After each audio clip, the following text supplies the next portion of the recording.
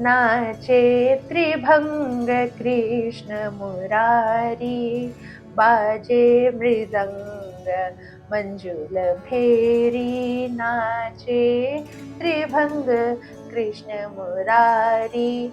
आपने कभी ये सोचा है कि भगवान राम, महादेव, भगवान विष्णु सभी सीधे खड़े होते हैं और स्थिर खड़े रहते हैं, पर हमारे ठाकुर जी हमेशा टेढ़े ही क्यों? हरे कृष्ण। आइए आज इस सीरीज श्री कृष्ण रूप से रास तक में जानते हैं श्री कृष्ण के इस त्रिभंगी ललित मुद्रा का क्या रहस्य है। नाट्य शास्त्र और शिल्प शास्त्र त्रिभंगी के बारे में बहुत सुंदर व्याख्या करते हैं। वे बताते हैं कि त्रिभंगी है 3 जगह से सुंदर वक्रता। यह माधुर्य और ललित सौंदर्य का चरम अभिव्यक्ति माना गया है। यह स्थिरता में भी प्रवाह दिखाती है और ये श्री कृष्ण के नेचर के बारे में कुछ बहुत इम्पोर्टेंट बताता है। श्री कृष्ण कभी स्थिर नहीं रहते, वे सदैव चंचल और सदैव लीला में गतिशील रहते हैं। ध्यान देने की बात यह है कि श्री कृष्ण हमेशा त्रिभंगी मुद्रा में अपने वंशी के साथ ही दर्शन देते हैं। उनके शरीर के ये 3 वक्र मानो तीनों लोकों भू, भुव, स्वः और प्रकृति के 3 गुण सत्व, रजस और तमस का संकेत देते हैं। फिर उनके अधरों पर विराजमान वंशी वह दिव्य नाथ जो इस संसार को, जो इन तीनों लोकों को, जो इन तीनों गुणों को बांधे रखता है।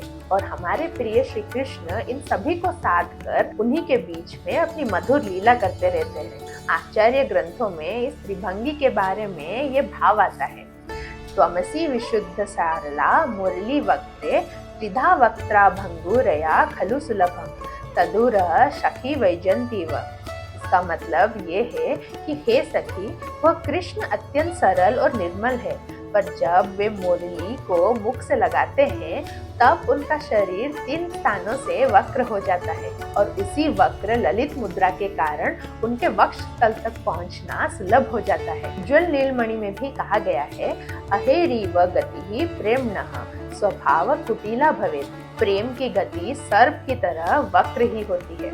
और श्री राधा कृष्ण के बीच इसलिए प्रेम संवाद में कभी किसी कारण या अकारण से मान लीला चलती रहती है।